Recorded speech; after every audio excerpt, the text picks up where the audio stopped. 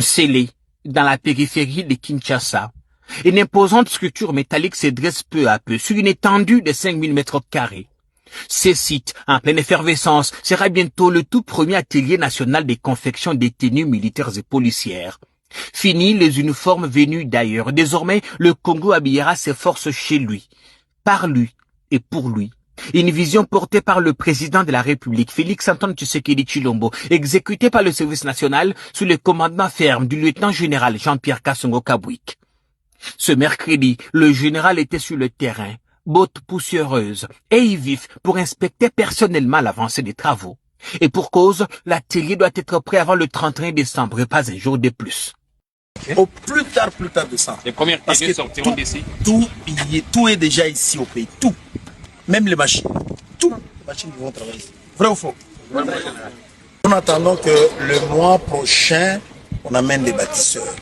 Nous avons quand même des défis, il nous faut de moyens parce que il faut construire quelque part les cantonnements. Il faut tout un bataillon, il faut plus ou moins 850 bâtisseurs qui vont commencer à travailler ici chaque jour. Quand ils vont venir ici, il faut les loger. Nous n'avons pas encore de logement, donc il y a ces défis-là. Ça demande de l'argent. Il faut construire pour les héberger. Comme ça, chaque jour, ils travaillent ici. Et chaque jour, ils commenceront à produire 2000 tenues. 2000. Tous les 2 jours, vous avez des tenues pour équiper une brigade. Et la capacité annuelle, c'est plus ou moins 700 000 tenues annuellement. Ça couvre le besoin de l'armée, de la police, du service national. Pas une seule tenue, 2 tenues ou 3 tenues par personne par année. Tous les matériaux sont déjà disponibles à Kinshasa. Plus d'excuses, plus d'attentes.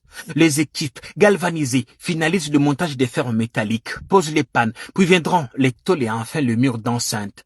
Cet entrepôt n'est pas qu'un simple bâtiment, c'est un acte politique, un bras d'honneur à la dépendance étrangère, une réponse à ceux qui doutent de la capacité congolaise à produire pour elle-même.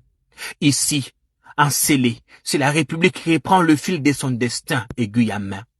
Ce projet n'est pas qu'une infrastructure, c'est une déclaration. Il affirme que la RDC choisit de produire ce qu'elle consomme, de défendre ce qu'elle incarne et de bâtir, par ses propres mains, les fondations d'un avenir où la souveraineté ne sera plus un simple slogan, mais une réalité tangible.